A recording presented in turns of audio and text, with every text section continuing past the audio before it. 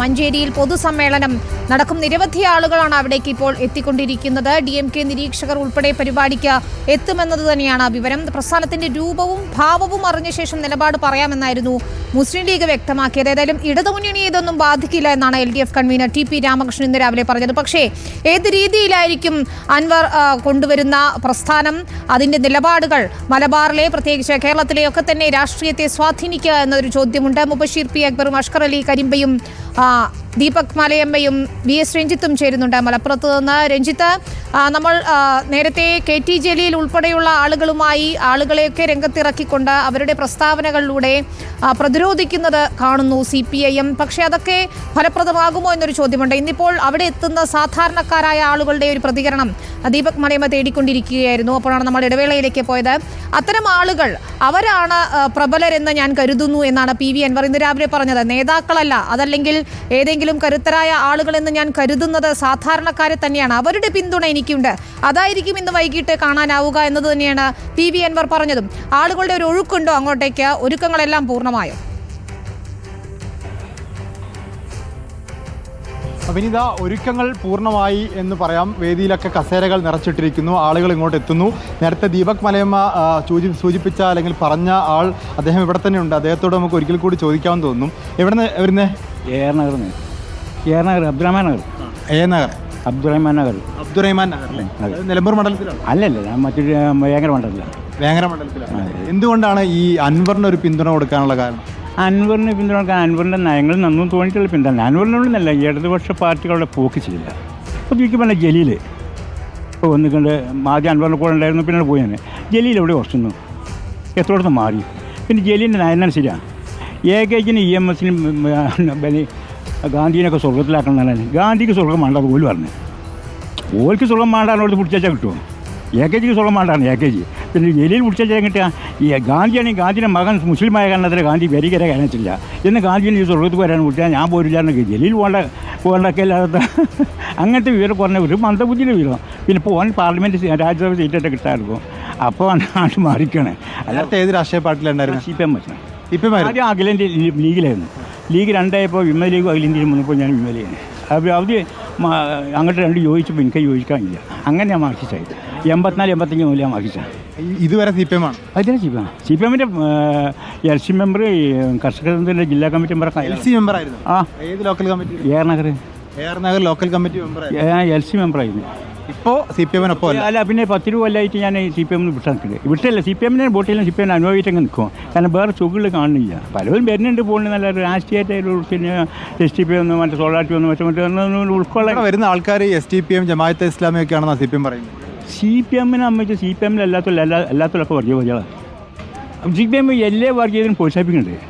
കാരണം STP ധാരണ ഉണ്ടാവില്ലേ, ജമാഅത്തെ ഇസ്ലാമിക്ക് ധാരണ ഉണ്ടാവും, ലീഗ് ധാരണ ഉണ്ടാവും, എല്ലാവരും ധാരണ ഉണ്ടാവും. CPMന് കിട്ടിയപ്പോൾ ഇവരൊന്നും പോരായപ്പോഴാണ് തോന്നുള്ള വർഗീയത BJPയിൽ കൂട്ടുപിടിച്ചത്. BJPയിൽ കൂട്ടുപിടിച്ചാൽ കുറഞ്ഞിട്ട് കുറേ കാലമായിരിക്കും. ഇന്നും നല്ല തുടങ്ങിയല്ല, എൻ്റെ പാർട്ടിക്ക് അറിയാണ്ടല്ലോ. ഇപ്പോൾ നിലപാടുകളില്ലാത്തവരല്ല, ശക്തമായ നിലപാടുകളുള്ളവരാണ് PV അൻവറിനൊപ്പം ഉള്ളത്. അവർ ഏത് രാഷ്ട്രീയം എന്നുള്ളതല്ല, PV അൻവർ ഇപ്പോൾ ഉയർത്തിപ്പിടിക്കുന്ന രാഷ്ട്രീയത്തിനൊപ്പം ആളുകളുണ്ട് എന്നുള്ളതാണ് ദീപക്. സ്വാഭാവികമായിട്ട് ഇത്തരം പ്രതികരണങ്ങൾ എന്ന് പറയുന്നത് ഒരു ആൾക്കൂട്ടത്തിൻ്റെ പ്രതികരണമല്ല. ആ ആൾക്കൂട്ടം കൃത്യമായി രാഷ്ട്രീയ ബോധമുള്ള, ദിശാബോധമുള്ള ആൾക്കൂട്ടത്തിൻ്റെ പ്രതികരണമാണ് നമ്മൾ കേട്ടുകൊണ്ടിരിക്കുന്നത്. ആൾക്കൂട്ടത്തെക്കുറിച്ച് ഇപ്പോൾ ചന്തക്കുന്നിലെ പരിപാടിക്ക് ശേഷം CPM പറഞ്ഞത് STPക്കാരാണ്, ജമാഅത്ത് ഇസ്ലാമിക്കാരാണ് എന്നുള്ളത്. അതിന് അൻവർ മറുപടിയായി ചോദിച്ചത്, അങ്ങനെയാണെങ്കിൽ STPക്കാരെ ജമാഅത്ത് ഇസ്ലാമി ഭരണം ഏൽപ്പിച്ചാൽ പോരെന്നാ. ഇത്രയധികം ജമാഅത്ത് ഇസ്ലാമിക്കാർ ഇവിടെ ഉണ്ടോ എന്നുള്ളൊരു വസ്തുതയാണ്. സാധാരണഗതിയിൽ ഇത്തരം സംഭവങ്ങളൊക്കെ ഉണ്ടാകുന്ന ഘട്ടത്തിൽ CPM ഉന്നയിക്കുന്നത് സമാനമായ വാദഗതി തന്നെയാണ്. അത് ജമാഅത്ത് ഇസ്ലാമിയുടെ ആശയമാണ്. ഒരു വർഗീയ ചാപ്പകുത്തുക എന്നുള്ളതാണ്. അതെ, ജമാഅത്ത് ഇസ്ലാമിയുടെ ആശയമാണെന്നുള്ളത്. ജമാഅത്ത് ഇസ്ലാമി ഒരു വർഗീയ ചാപ്പകുത്തലിലൂടെ CPMനോട് വലിയ വിരോധം മലപ്പുറത്ത്. ഞാൻ നേരത്തെ ചോദിച്ച ചോദ്യമുണ്ട്, ഈ ആൾക്കൂട്ടം വോട്ടാകുമോ, ആൾക്കൂട്ടം പ്രവർത്തകരാകുമോ എന്നുള്ളതാണ്. ഇപ്പോൾ നമ്മൾക്ക് ഇനി നിയമസഭാ തെരഞ്ഞെടുപ്പിലേക്ക് 1.5 വർഷമുണ്ട്, ഒരു 6 മാസം കൂടി പഞ്ചായത്ത് തെരഞ്ഞെടുപ്പിലേക്കുണ്ട്. ഇനി ഏറ്റവും അടുത്ത് വരാനിരിക്കുന്നത് ഉപതെരഞ്ഞെടുപ്പാണ്. ഉപതെരഞ്ഞെടുപ്പിൽ ഒരു സെലിബ്രിറ്റി റോളിലേക്ക് അൻവർ എത്തുമോ എന്നുള്ളതാണ്. ഇപ്പോൾ ചേലക്കരയിലാണെങ്കിലും പാലക്കാട്ടാണെങ്കിലും വയനാട്ടിലുമുണ്ട്. ഈ 3 മണ്ഡലങ്ങളാണ് ഉപതെരഞ്ഞെടുപ്പ് വരാൻ പോകുന്നത്. ഉപതെരഞ്ഞെടുപ്പിൽ അൻവർ ഫാക്ടർ എത്രത്തോളം വർക്കൗട്ട് ആവും?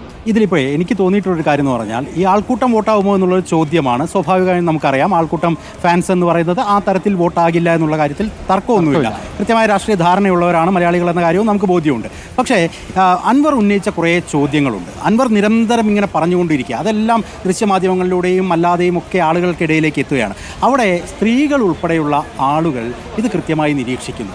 ഈ ചോദ്യങ്ങൾക്ക് എന്ത് ഉത്തരമാണ് ഇതുവരെ കിട്ടിയിട്ടുള്ളത് എന്ന് അവർ സ്വയം ചോദിക്കുന്നുണ്ട്. അവർ പരസ്പരം പങ്കുവെക്കപ്പെടുന്നുണ്ട്. അവിടെയാണ് അൻവറിന്റെ വിജയം. ഇപ്പോൾ സ്വാഭാവികമായും മാധ്യമപ്രവർത്തകരായി നമുക്ക് തോന്നും ഇദ്ദേഹം ആദ്യഘട്ടം മുതൽ വാർത്താ സമ്മേളനത്തിൽ പറയുന്ന കാര്യം തന്നെയല്ലേ ഇവിടെ പ്രസംഗിക്കുമ്പോഴും പറയുന്നത്. പക്ഷേ അൻവർ അത് ചോദ്യമായിട്ടാണ് ഉന്നയിക്കുന്നത്.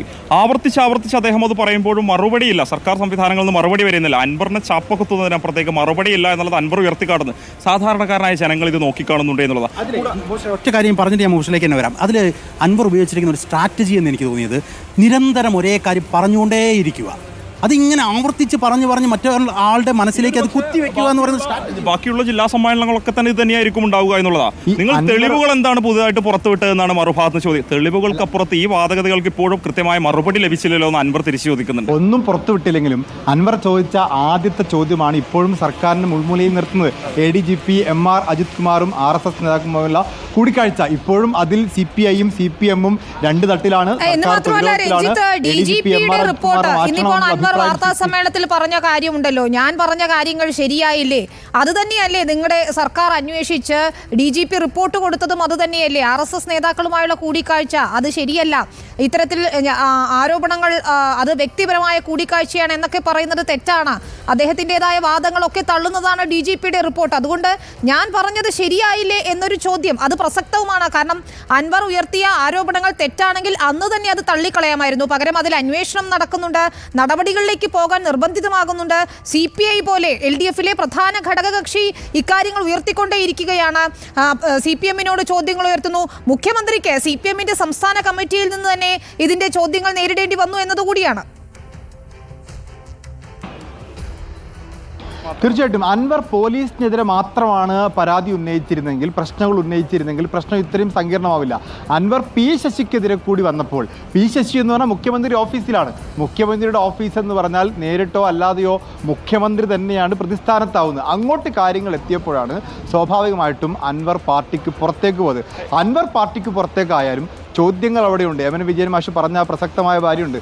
ക്ലാസ്സിലെ കുട്ടി ചോദ്യം ചോദിക്കുമ്പോൾ കുട്ടി പുറത്തായാലും ചോദ്യങ്ങൾ ബാക്കിയാവുന്നുണ്ട് എന്നുള്ളതാണ്. മാത്രമല്ല അൻവർ ഉന്നയിച്ച വിഷയങ്ങളിൽ പല ഘട്ടങ്ങളിൽ അൻവറിനെതിരെ ഒരു കേസ് എടുത്തല്ലോ, ഫോൺ ചോർത്തി എന്ന് പറഞ്ഞുകൊണ്ട് അൻവറിനെതിരെ കേസ് എടുത്തു. പക്ഷേ DGP കൊടുത്ത റിപ്പോർട്ട് എന്തായിരുന്നു? DGP കൊടുത്ത റിപ്പോർട്ടിൽ അൻവർ മാത്രമല്ല ഇവിടെ ADGP ആണെങ്കിലും ആരും ഫോൺ ചോർത്തിയില്ലെന്ന് കൃത്യമായ റിപ്പോർട്ട് DGP തന്നെ സംസ്ഥാന സർക്കാരിന് കൈമാറിയിട്ടുണ്ട് എന്നുള്ളത്. സംസ്ഥാന സർക്കാർ അൻവറിനെതിരെ ഉപയോഗിക്കാൻ ആ ഒരു ടൂളാക്കി ശ്രമിച്ചപ്പോൾ അത് സർക്കാരിന് തന്നെ തിരിച്ചടിയായി എന്നുള്ളതാണ് വസ്തുത. കൂടാതെ ഇപ്പോൾ നേരത്തെ VS രഞ്ജിത്ത് പറഞ്ഞു, ഈ എന്താ പറയുക ADGPയുമായി ബന്ധപ്പെട്ട പൂരം കലക്കൽ വിവാദമാണെങ്കിലും ഇപ്പോൾ നിലവിൽ KT ജലീൽ ഉൾപ്പെടെ പ്രതികരണം നടത്തിക്കൊണ്ടിരിക്കുന്ന മലപ്പുറം പരാമർശത്തിന് കാരണമായ മുഖ്യമന്ത്രിയുടെ അഭിമുഖമാണെങ്കിലും അൻവർ ഉന്നയിച്ച വിഷയങ്ങളാണ്. സ്വർണ്ണക്കടത്തിൽ കൃത്യമായും പോലീസിന്റെ ഇടപെടൽ ഉണ്ടാകുന്നുണ്ട്. ADGP അജിത് കുമാറിന് വലിയൊരു സംഘം തന്നെ ദുബായിൽ കരാമയിൽ ഇതിനുവേണ്ടി പ്രവർത്തിക്കുന്ന അദ്ദേഹം ചൂണ്ടിക്കാണിക്കുന്നത്. അതിനുശേഷം ഇത് സജീവമായി ചർച്ചയാകുന്നത്. മുഖ്യമന്ത്രി വാർത്താ സമ്മേളനങ്ങൾ തുടർച്ചയായി 3 തവണ വന്ന് മറുപടി പറയുന്നത്. ഏറ്റവും ഒടുവിൽ അദ്ദേഹം ഹിന്ദു പത്രത്തിന് നൽകിയ അഭിമുഖത്തിൽ മലപ്പുറത്തെക്കുറിച്ച് നടത്തുന്ന പരാമർശം വിവാദത്തിലാകുന്നതും അൻവർ തുടക്കം കുറിച്ചു വെച്ച പ്രതികരണങ്ങൾ, വെളിപ്പെടുത്തലുകൾ, തെളിവുകൾ അത് കേരളത്തിൽ സജീവമായി ഇപ്പോഴും പ്രസക്തമാണോ എന്ന് നമുക്ക് ആളുകളോട് കൂടി പോകാൻ തോന്നുന്നു. തീർച്ചയായും കുറച്ച് പ്രതികരണങ്ങളെ കൂടി ഒരു ഘട്ടത്തിൽ നമുക്ക് പോകാൻ തോന്നുന്നു. ഞാൻ ചെയറൊന്ന് മാറ്റിയിട്ടാ. ചേട്ടാ എവിടുന്നാണ് വരുന്നത്? ഞാനിവിടെ കാരകുന്ന്. ഒരു മിനിറ്റ് ഫോൺ നോക്കുന്നു. ഇപ്പം പാണ്ടിയുടെ റസലോ. ഈ അൻവറിന്റെ കൂടെ ഉണ്ടായിരുന്ന ആളാണോ? അല്ല, ഞാനൊരു കമ്മ്യൂണിസ്റ്റ് അനുഭവിയായിരുന്നു. ഇപ്പോൾ ഒരു കുറച്ച് കാലങ്ങൾക്ക് മുമ്പ് വരെ. ഈ വേഷവിധാനം ഒരു സജീവ രാഷ്ട്രീയക്കാരൻ്റെതാണ്. ഇല്ല, പൊതുപ്രവർത്തനമുണ്ട്, രാഷ്ട്രീയമല്ല. കമ്മ്യൂണിസ്റ്റ് അനുഭവിയായിരുന്നു, മെമ്പർഷിപ്പില്ല, പക്ഷേ സഹകരിച്ച് പോയിരുന്നു. എന്താ ഇപ്പം അൻവറിന്റെ ഈ ഒരു കൂടെ വരാനുള്ള ഒരു കാര്യം എന്താ? കൂടെ വരാൻ ഇന്ന് കേരളത്തിലെ LDF സംവിധാനത്തെയും UDF സംവിധാനത്തെയും ആളുകൾ വെറുത്തു.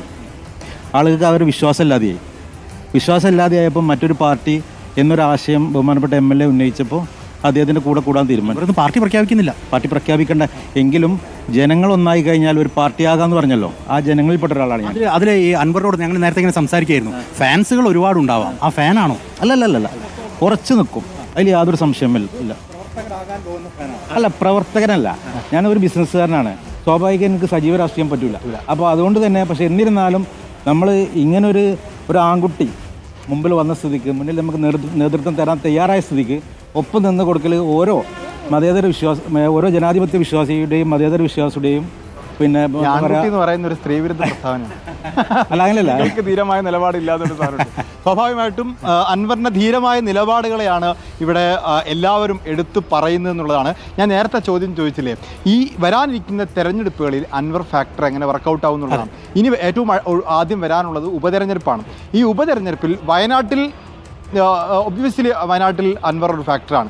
പക്ഷേ ചേലക്കരയിലും പാലക്കാട്ടും ഉൾപ്പെടെ അൻവർ ഒരു സെലിബ്രിറ്റി സ്റ്റാറ്റസോടുകൂടി പ്രചാരണത്തിനെത്തും. ആർക്ക് വേണ്ടി എന്നുള്ള ചോദ്യമുണ്ട്. ഏതെങ്കിലും ഒരു സ്ഥാനാർത്ഥിക്ക് വേണ്ടിയായിരിക്കുമോ അല്ലെങ്കിൽ ഇടതുപക്ഷത്തിനെതിരായിട്ട് കോമൺ ആയിട്ട് വരുമോ എന്നുള്ളതാണ്. പക്ഷേ അൻവർ പാലക്കാട്ടും ചേലക്കരയിലും ഒക്കെ എത്തിയാൽ അത് അവിടെ വോട്ടിൽ പ്രതിഫലിക്കുന്നത് സ്വാഭാവികമായിട്ടും. അവിടെ എനിക്ക് പറയാനുള്ളത്, ഇപ്പോൾ നിലമ്പൂർ നഗരസഭ രൂപീകരിച്ചതിന് ശേഷം ഏറെക്കാലം അത് കോൺഗ്രസിൻ്റെ കയ്യിലായിരുന്നു ഭരണം ഉണ്ടായിരുന്നത്. ആദ്യമായിട്ട് ഇടതു മുന്നണി നിലമ്പൂർ നഗരസഭ പിടിച്ചെടുക്കുന്നത് അൻവർ MLA ആയ ഘട്ടത്തിലാണ്. അന്ന് അൻവർ അവിടെ രൂപീകരിച്ചൊരു രാഷ്ട്രീയ കൂട്ടായ്മയുണ്ട്. LDF എന്ന് പറയുന്ന ഒരു മുന്നണി അവിടെ ഉണ്ടെങ്കിലും വികസന മുന്നണി എന്ന പേരിൽ അൻവർ അവിടെ രാഷ്ട്രീയ കൂട്ടായ്മ രൂപീകരിക്കുന്നുണ്ട്. LDFന് പുറത്തു നിന്നുള്ള സ്വതന്ത്രമായി മത്സരിച്ച ആളുകൾ ഉൾപ്പെടെ ആ മുന്നണിയിലേക്ക് വിളിച്ചു ചേർത്ത് നിർത്തിക്കൊണ്ടാണ് അൻവർ ആ വികസന മുന്നണിയാണ് മത്സരരംഗത്തേക്ക് ഇറക്കുന്നത്. ഇടതുപക്ഷത്തിന് അവിടെ നഗരസഭ ഭരണം പിടിക്കുന്നു. ഇപ്പോൾ മാട്ടുമൽ സലീമാണ് നഗരസഭാ ചെയർമാൻ. അൻവറിൻ്റെ നേതൃത്വത്തിൽ നടന്ന കൃത്യമായ രാഷ്ട്രീയ തന്ത്രമാണ് അവിടെ ഇംപ്ലിമെൻ്റ് ചെയ്യപ്പെട്ടത് എന്നുള്ളതാണ്. അദ്ദേഹത്തിന് കൃത്യമായും ഈ രാഷ്ട്രീയ പാർട്ടിയുടെ പ്രഖ്യാപനത്തിലൂടെയും അത്തരത്തിലുള്ള ദീർഘവീക്ഷണമുണ്ട്. നമുക്കങ്ങനെ തള്ളിക്കളയാൻ കഴിയില്ല. അപ്പോൾ നേരത്തെ രഞ്ജിത്ത് പറഞ്ഞ ഉപതെരഞ്ഞെടുപ്പുകളുടെ വിഷയമൊക്കെ തന്നെ, ആ മണ്ഡലങ്ങൾ നടക്കാൻ പോകുന്ന തെരഞ്ഞെടുപ്പുകളിലൊക്കെ തന്നെ മുന്നിൽ കണ്ടുകൊണ്ടുകൂടിയാണ് അദ്ദേഹം ഈ ഒരു ഘട്ടത്തിൽ തന്നെ കൃത്യമായ ഒരു സോഷ്യലിസ്റ്റ് രൂപം, രാഷ്ട്രീയ കൂട്ടായ്മ പ്രഖ്യാപിക്കാൻ പോകുന്നത്. അത് കൃത്യം സമയം ഇത് തന്നെയാണെന്ന് അൻവർ തിരിച്ചറിയുന്നുണ്ട്. മാത്രമല്ല അദ്ദേഹത്തിൻ്റെ വെളിപ്പെടുത്തലുകൾ ഉൾപ്പെടെ അതത് സമയങ്ങളിലാണെന്നുള്ള ഒരു സുപ്രഭാതത്തിലുണ്ടായ തിരിച്ചറിവിൻ്റെ അടിസ്ഥാനത്തിൽ മുഖ്യമന്ത്രിക്കെതിരെ, പാർട്ടിക്കെതിരെ, സർക്കാരിനെതിരെ ഒന്നും സംസാരിച്ചതല്ല. കൃത്യമായ തെളിവുകൾ ശേഖരിക്കുന്നു. ആ തെളിവുകൾ ശേഖരിച്ചു വരുന്നതിനിടയിൽ മലപ്പുറത്തെ മുൻ SP സുജിത് ദാസ് അദ്ദേഹത്തിൻ്റെ കെണിയിൽ വന്ന് വീണു എന്ന് വേണം പറയേണ്ടി വരും. കാരണം സുജിത് ദാസിൻ്റെ സംസാരമൊക്കെ തന്നെ രാഷ്ട്രീയ കേരളം ഏറെ ഞെട്ടലോടെയാണ് കേട്ടത്. സുജിത് ദാസിന് സസ്പെൻഷൻ ഉണ്ടാകുന്നു. ADGP അജിത് കുമാറിൻ്റെ ഒരു കൃത്യമായ ചിത്രം അൻവർ അദ്ദേഹത്തിൻ്റെ തിരുവനന്തപുരത്തെ ബംഗ്ലാവിനെ കുറിച്ച് പറഞ്ഞുകൊണ്ട്, പൂരം കലക്കിയതുമായി ബന്ധപ്പെട്ട് പറഞ്ഞുകൊണ്ട് അദ്ദേഹം പുറത്തുവിടുന്നു. ക്രൈംബ്രാഞ്ച് റിപ്പോർട്ട് ഉൾപ്പെടെ പുറത്തുവിട്ടുകൊണ്ടാണ് അൻവർ ഈ വിഷയങ്ങളിലേക്ക് കടന്നു വരുന്നത്. ഒരു സുപ്രഭാതത്തിലെ ഒരു ബോധ്യത്തിൻ്റെ അടിസ്ഥാനത്തിൽ അൻവർ ഇറങ്ങി തിരിച്ചതല്ല. കൃത്യമായി ഉപതെരഞ്ഞെടുപ്പുകൾ വരുന്നുണ്ട്, തദ്ദേശ സ്വയംഭരണ സ്ഥാപനങ്ങളിലേക്കുള്ള തെരഞ്ഞെടുപ്പുകൾ വരുന്നുണ്ട്. അതിന് മുൻപായി തനിക്ക് കൃത്യമായ ഒരു തീരുമാനമുണ്ട്. ആ തീരുമാനം നടപ്പിലാക്കി ഇവിടെയുള്ള ജനങ്ങൾക്ക് കാണിച്ചു കൊടുക്കുമെന്നൊരു ഉറച്ച ബോധ്യം അൻവറിനുണ്ടായിരുന്നു. അതിൻ്റെ കൃത്യമായ സൂചന ചന്തക്കുന്നിൽ നൽകിയിട്ടുണ്ട്. 50 ആളുകൾ പങ്കെടുക്കുമെന്ന് പറഞ്ഞാൽ കിഴക്കൻ ഏറനാട്ടിൽ ഏറ്റവും അധികം ജനത്തിരക്കുള്ള മേഖലയിൽ 6000-ലധികം ആളുകളെ എത്തിക്കാൻ അൻവറിന് സാധിച്ചിട്ടുണ്ടെങ്കിൽ മലപ്പുറത്തിൻ്റെ വാണിജ്യ നഗരമായ മഞ്ചേരിയിലേക്ക് അൻവർ അവകാശവാദം ഉന്നയിക്കുന്നതിന് അപ്പുറത്തുള്ള ജനങ്ങൾ എത്തുമെന്ന് തന്നെയാണ് പ്ലാൻ അൻവറിനുണ്ട്. ഈ പറയുന്ന ഉപതെരഞ്ഞെടുപ്പ്, പഞ്ചായത്ത് തെരഞ്ഞെടുപ്പ്, നിയമസഭാ തെരഞ്ഞെടുപ്പ്, ഈ 3 തെരഞ്ഞെടുപ്പുകളിലേക്കും വേണ്ട പ്ലാൻ അൻവർ നടപ്പാക്കിയിട്ടുണ്ടെന്നുള്ളതാണ് അല്ലേ? നമ്മൾ ഈ കാര്യങ്ങളൊക്കെ ചർച്ച ചെയ്തുകൊണ്ടിരിക്കുമ്പോഴേ ഞാനൊന്ന് പുറത്തേക്ക് നോക്കുകയാറുണ്ട്. കാറും കോളും ഇങ്ങനെ നിറയുന്നുണ്ട്. എവിടെയാണ് പതുക്കെ ആളുകൾ ഇങ്ങനെ വന്ന് മലപ്പുറത്ത് ഓറഞ്ച് അലേർട്ടാണ്. ഇന്ന് രാവിലെ അരുൺ സാർ പറയുന്നുണ്ടായിരുന്നു അൻവറിനോട് സംസാരിച്ച സമയത്ത്, പക്ഷേ ഓറഞ്ച് അലേർട്ടാണല്ലോ, മഴ പ്രതിസന്ധിയാകുമോ? അത് മുന്നിൽ കണ്ടിട്ട് പന്തലിട്ടിട്ടുണ്ട്, വലിയ പന്തലുണ്ട്. മഴ എവിടെ പോയി?